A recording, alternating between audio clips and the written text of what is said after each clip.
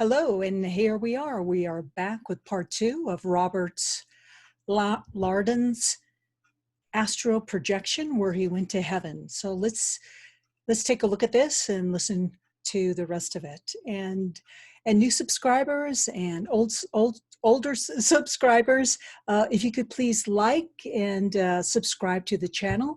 It's always great to have you, and I love having you join us. And it's always great to have more people and feeding the algorithm because we like parties. The more the merrier.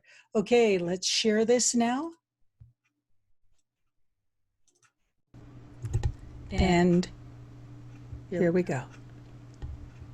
He's my Savior, but also as important to me personally, he became my friend. And he wants that same type of thing with you. Savior is the most important part, but secondary is you being his friend and accepting him as a friend in your life can change your whole Christian experience, your whole earth experience. You've heard me say here at KT before, I'm a preacher because I like him. I actually like Jesus. I just don't love him. I actually like him. Now, for some people, that may not connect the dots very well, but in my vocabulary, that connects the dots in a big way for me. You can love somebody but not like them. You love your family, but you don't like some of them. You wish Jesus would fix them. Maybe you should go first. Just a thought. But I like him. And that was the day that Jesus became my friend. It wasn't the sofa. It wasn't the praise service. It wasn't the other things I want to talk about. It was the water fight in the river of life that said to me, he wants to be my friend.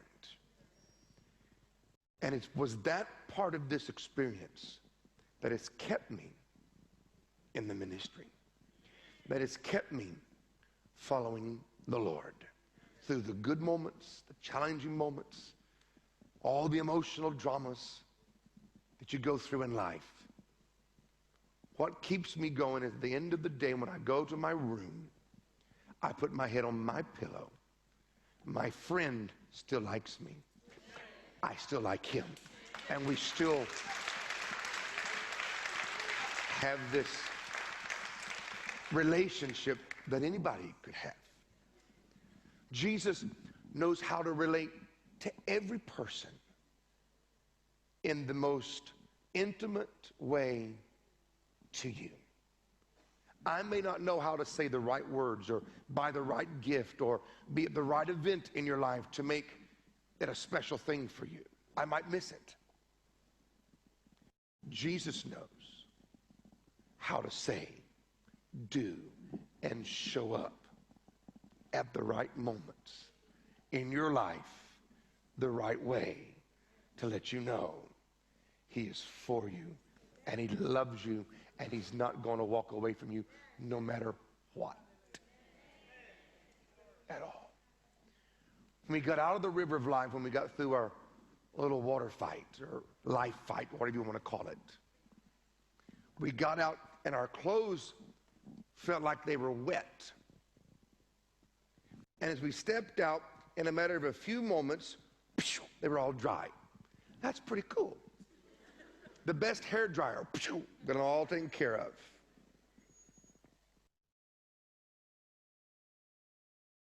We walked down this street and took a turn. And I saw the biggest building I saw when I was in heaven on this particular visit. From the back of it, that looked way back there, I saw lightning being slung into existence. That's all I know how to say it. You could see it begin like somebody was throwing it. It would form and it became lightning as it left the back of the building. And you heard a low rumble coming from the building. And the Lord said, that's the throne room building. I didn't go in, but I heard the rumblings, and I saw lightnings being slung into existence. Where they went and what they did, I don't know. I have a speculation, but I have no for sure about it. Now, the second thing that'll be probably the most challenging for you with my story is what I'm about to tell you. 500 to 600 yards from where we were at the throne room building, I walked into another building, and when I walked in, I saw body parts in the building. Eyes, fingers, all different kinds of body parts in this building. And as a little boy, you reach out and you touch them. The unique thing about this building was it didn't have an awkward feeling or a weird sensation to it. It was like, okay.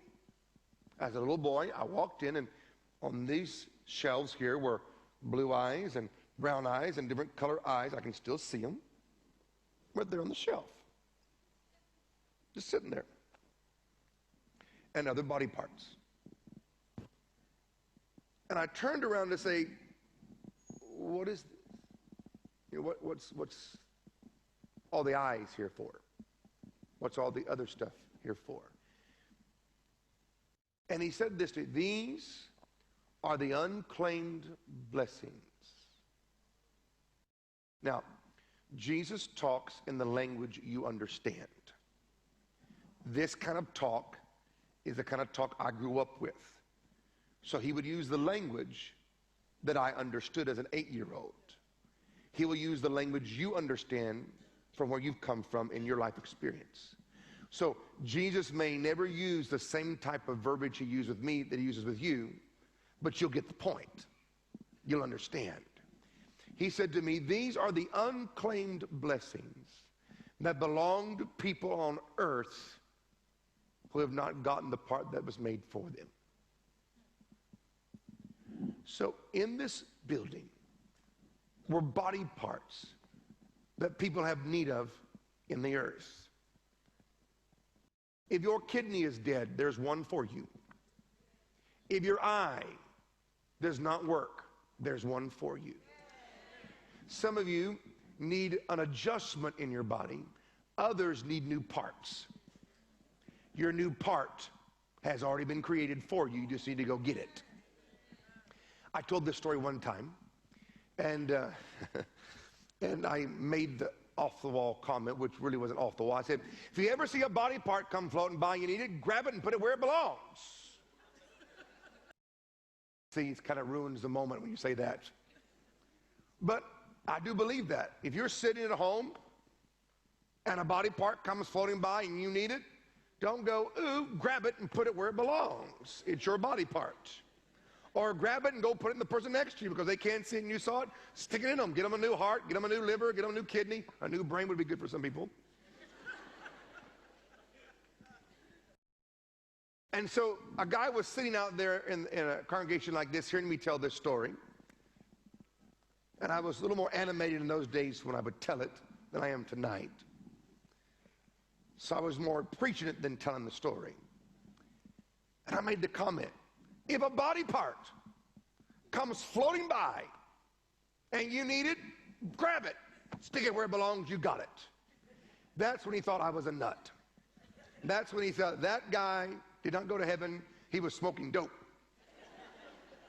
He just thought I was tripping. It's a good trip if I was. I get a letter from him apologizing for his rudeness during the service because he got up and left. So I'm not going to give any more time to this guy who says he went to heaven and all he did was have a drug-induced experience. He was sitting at home and a kidney came floating by because both of his were dead. He said, and before I could think I heard your words, grab it and put it where it belongs. He said, I reached out and grabbed it and stuck it where it belonged, and then I thought I was crazy. He said, that boy is got in my head. He goes to the doctor and finds he's got 2 new kidneys, and they don't know how he's got new body parts, according to his testimony. So let me just be real blunt with you here.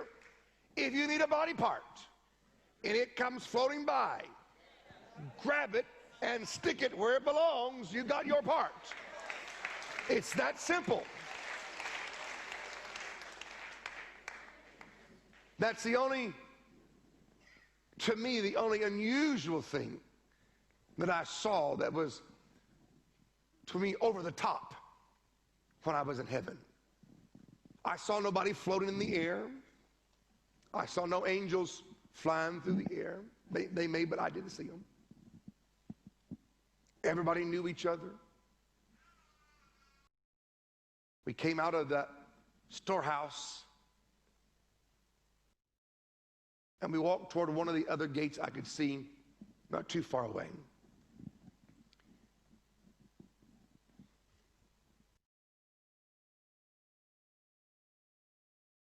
And he turned to me, Jesus did. And he took both of my little hands in one of his and laid his other one on me. And that's when he called me into the ministry at that moment. He said, I'm going to send you back to earth to preach while they yet call you young. I have placed 3 goes inside of you. You'll never be happy not going. You must travel, you must journey, you must go. And he said the word go 3 times. Go, go, go. And each time he said it, a new degree of fire, warmth, intensity, whatever you want to call it, went inside my little body. And I could feel it.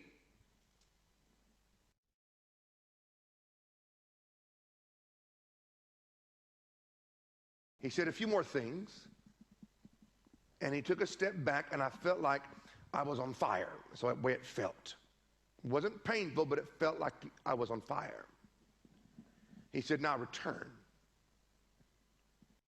And this is the only time I flew like this. I came up off the ground, went over the gate, and headed back to earth. Very sad moment. If I ever get to go again, I'm not coming back. If you raise me, I'll come back and punch you and take off again. When I flew up over the gate, my angel flew up next to me and introduced itself to me.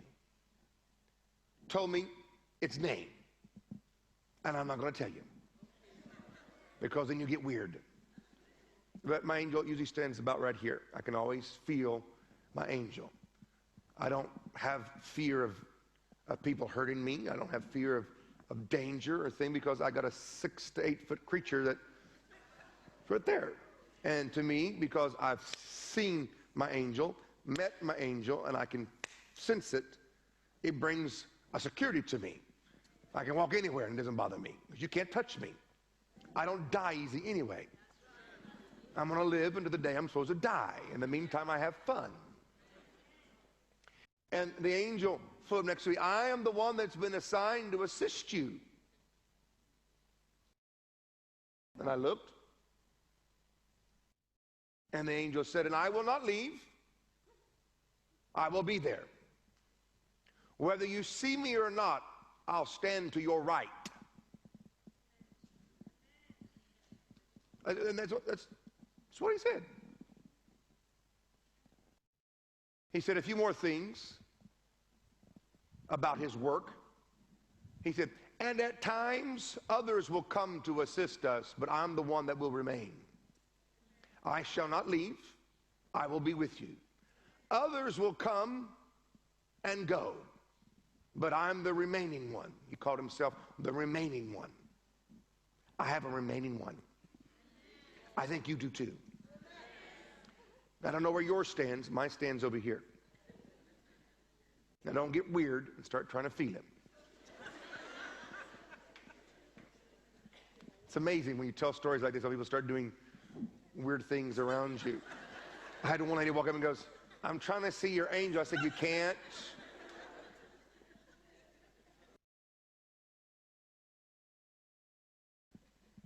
Angels as real as you are. And I landed back in my body, back in Tulsa, Oklahoma. I guess several hours had gone by. I don't know how long I was gone, but it had to be a period of time. But it would take a half a day or more to do all that we did, but it wasn't that long in my experience of being absent. My family did not seem to be aware that I was gone, nor did I tell this story until I was about 17 years old, because I didn't want you all to think I was crazy. And even more so than that is it was personal to me. And I was sitting in school, and the Lord said to me at 17, write what I showed you when you were 8. And I have to be honest, I said no. Not trying to be mean or rude, but no. Because I know how people treat people that talk like this. Especially when you're 17 now. And you have body parts, sofas that move, the river of life, and fighting Jesus with the water. All of these things are not Baptist, dead Pentecostal. New Agers like it, but Christians have a problem with it. Sometimes the other people who are tapping into the spirit world illegally or on the wrong side have more of a relatability to spiritual experiences than we who are born of the Spirit, which is an indictment to our spirituality. Not everything that happens to you in the spirit world was authored by God. There is the counterfeit out there. And you must be careful that you don't embrace the counterfeit and you embrace the legitimate. The Lord said to me when I wrote the book, 2 things he told me.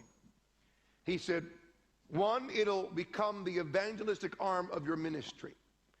You are not an evangelist, but it will do the work of an evangelist for you.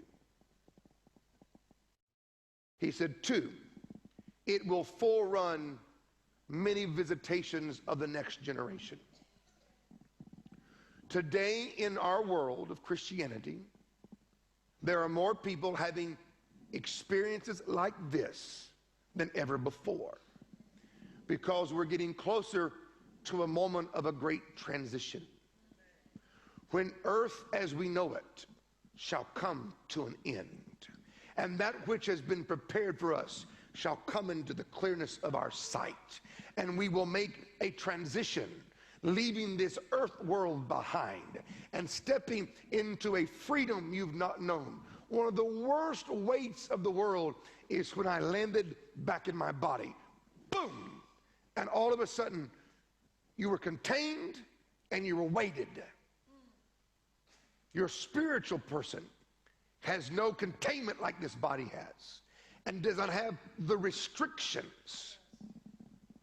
That's why you'll see in the Bible at times when the Spirit of the Lord comes upon a prophet in the Old Testament, he is taken out into the spirit world. He is removed from the restraints and the weights and the heaviness and the sensory control of this physical body to become fully aware of that spiritual world.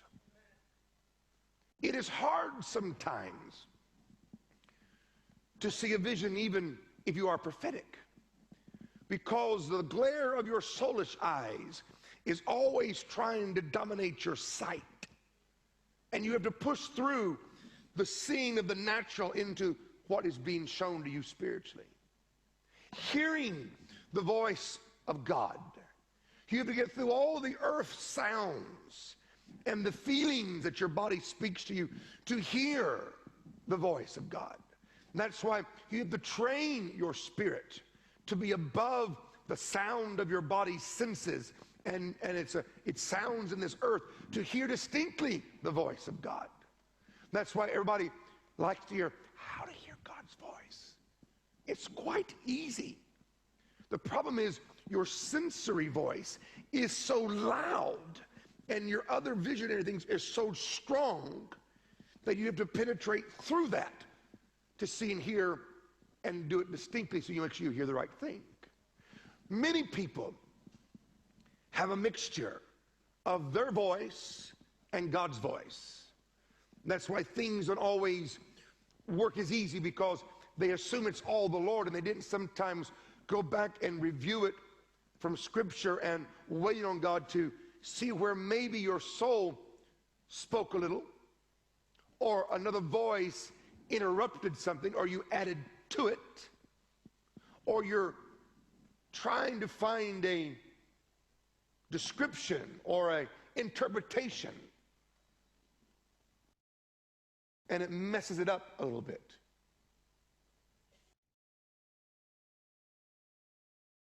Once you've conquered the sensory realm and the outward realm, it's easy for you to hear and to see. And you're not so much overtaken by it as much as you yield to and with the Spirit of the Lord. He'll move upon you, and you can feel that He wants to show you something. You can feel His presence, or the nudge of the Spirit, or the moving inside, and He'll move you one way or the other. And I found those that see a lot wish they didn't. And those that don't see much want to see a lot.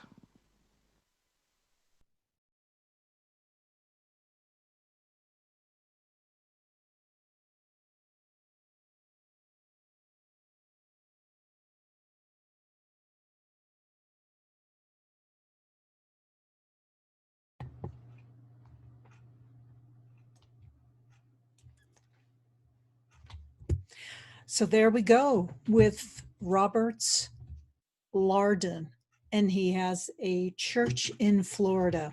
You know, all these things that Roberts is talking about, he's sort of, it's like spiritualism for dummies. He is really quite excellent in explaining very advanced spiritual principles to the audience there. My feeling is that the audience is not well versed in that. You know, they're more your standard religious Christian type of people, which is a great place to start.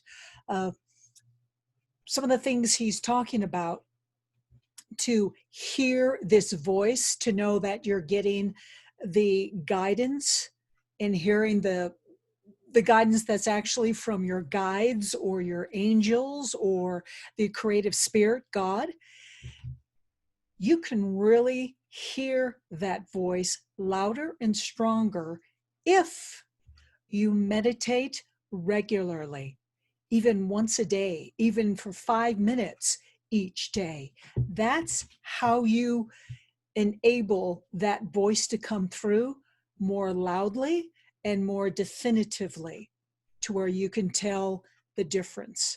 It's meditation. Meditation is as weightlifting is to building big muscles, you know, by biceps and all that stuff. Weightlifting, you have to lift weights. The guys anyway, us girls, you know, our muscles never do really get very big, but weightlifting will build big muscles. Meditation will increase your psychicness and your ability to hear the right voices and hear and feel the right guidance. You know, you guys, I don't know what else to suggest and direct you to, except this type of spiritual information, spiritual education, and suggestions of more meditation and prayer. Meditation is listening. Prayer is speaking to the Creator. And you need both. Now, you have 2 ears and 1 mouth, so you should listen twice as much as you talk. It's probably a good policy. But I hope this provided you with information you may not have heard before, something that would bring you peace and another way out, because we are in very troubled times now as socialism is collapsing around our ears. It's a time of violence. And as the quantum computer system Socrates has shown in its trends, we are in for a sharp uptick in rioting this summer across the country. And this rioting is distraction to keep us from seeing all the criminal activity that is being brought down amongst our favorite politicians that we love to vote for, as well as the deep state actors. This type of information that Roberts has shared, this will help give us an anchor, a rock to hold to as we're buffeted more and more. I hope that this has helped, and I hope you liked it. I'll be back with more, and we all need to stick together, because where we go one, we go all. Thank you so much for joining. Again, please like and subscribe, and we'll keep her coming to you as we go through these exciting times. This is JJ from Paranormal Talks. Be talking to you later. Thanks. Bye.